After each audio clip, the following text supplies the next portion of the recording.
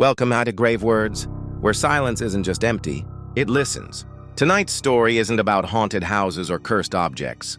This one lives deeper, inside the frequencies we tune out. It doesn't knock on doors or hide under your bed. It waits in static. So buckle up, because once you hear it, it never forgets your name. This is The Last Transmission.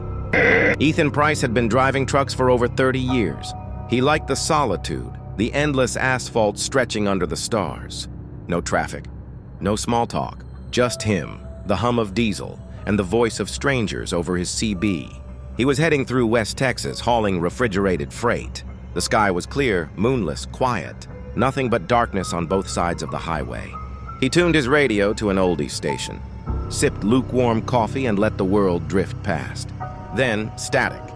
The music cut out, replaced by white noise. He adjusted the dial, thinking the station dropped out, but nothing came through. No country, no news, no talk shows, just dead air. And then, from the static, a voice. Not a song, not a commercial, a voice, soft, female, barely above a whisper. Ethan? He froze, hands still on the wheel, eyes locked forward. Did he imagine that? Take the next exit, the voice said again. No inflection, no echo, just flat and direct. His heart kicked into overdrive. He checked the GPS, no exit for another 40 miles. The map didn't show anything, but a green road sign appeared up ahead, illuminated by his headlights. What the hell? There shouldn't have been an exit here, and he knew that stretch of highway like the back of his hand. Against every instinct, he turned off the main road and took the exit.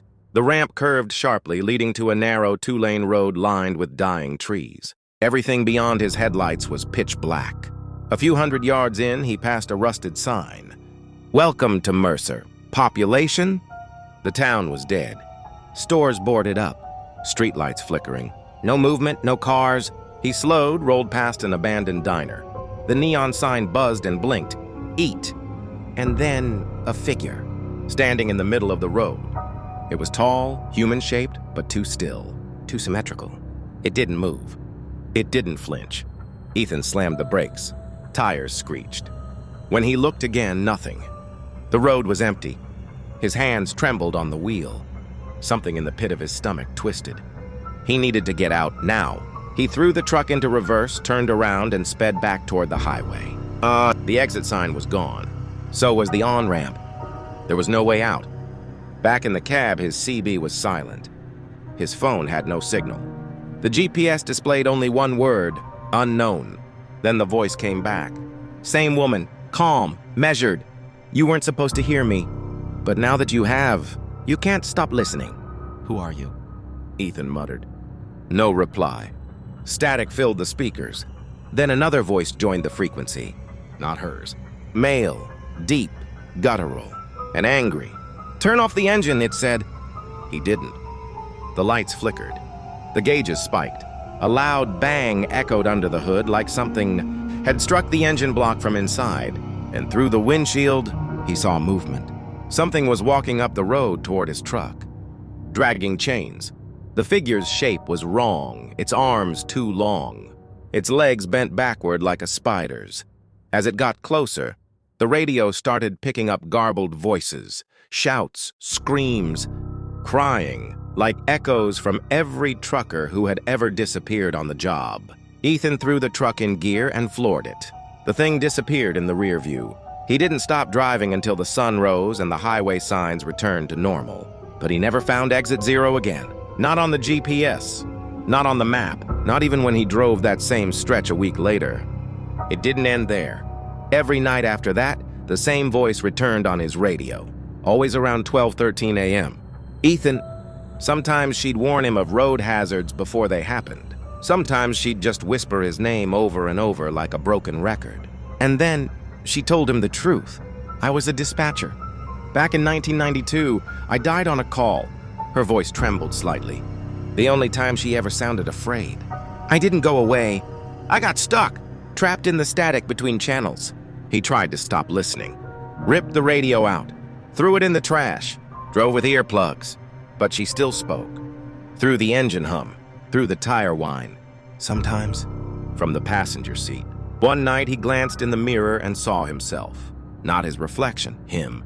sitting in the passenger seat, wearing the same jacket, same hat, same everything, except the eyes were gone, replaced with black, empty pits, and it smiled. The next day, he met another trucker named Vince at a rest stop. Ethan told him everything. The voice, Mercer, the mirror thing. Vince paled. "You been to exit 0? Ethan nodded. "You're already marked," Vince said. "Same thing happened to my brother." Heard the voice, saw the road, vanished 2 months later. They found his rig parked in a cornfield. Engine running, lights on. Cab was empty. Vince showed him his arm. A fresh tattoo. It read, "Do not tune to 1012. Ethan tried to quit. Sold the truck, took local work, stopped driving at night, but it didn't matter. The voice followed him. One night it played through the TV, another time through a toaster's humming coils. One time it came from a speaker that wasn't plugged in. She begged him now. "Don't let him take you, Ethan. He rides behind your eyes. Every time you listen, he gets closer." One night he sat in his old rig, recorded a message and started driving again, just to end it. He took the same highway, waited for the same moment, and at 12:13 a.m., tuned the dial. The frequency wasn't empty anymore. He screamed. Then nothing. They found his truck 2 days later, parked on the shoulder, radio playing static. No driver, but the tape recorder left in the cab was still running. And Ethan's voice whispered, "If you're hearing this, don't answer when the radio says your name. Don't go to Mercer. Don't tune to Channel 0. Don't listen when she speaks." A pause. Then a new voice. One no one recognized. One that sounded like you. If you made it to the end of this story, comment "heard you" so we know you're still real and not just another voice trapped in the airwaves. This was the last transmission. And next time your radio buzzes at midnight, don't answer back.